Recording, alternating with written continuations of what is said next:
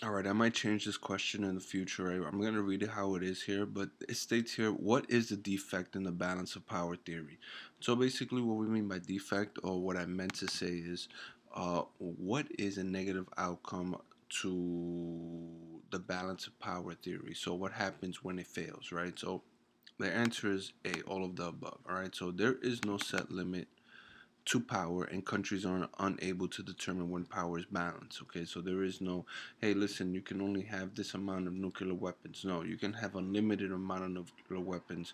United States had tens of thousands of nuclear weapons. Eventually they were like, hey, listen, man, you have too many nuclear weapons, you need to cut it down, you're going to destroy the entire world, right? So the second one is, if alliance treaties crash or fail, the possibilities of war increase. Another defect, we'll say, another uh, outcome when the balance of power theory fails here. Uh, so when alliances they fail to come to an agreement, right? Other possibilities of war increase. Okay.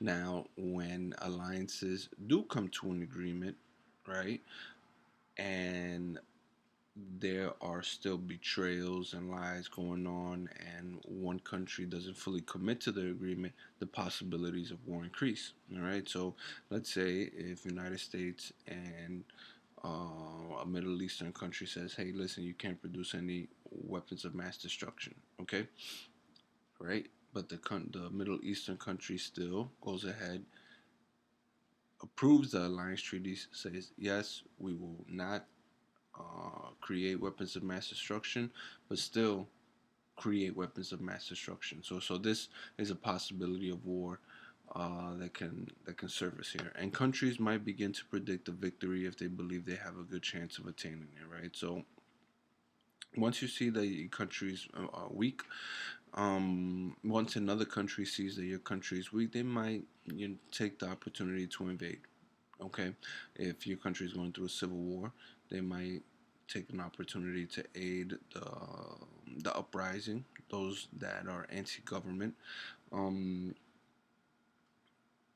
if if a country goes ahead and sees um, your your defense is very low and your economy very weak, um, you know, countries might begin to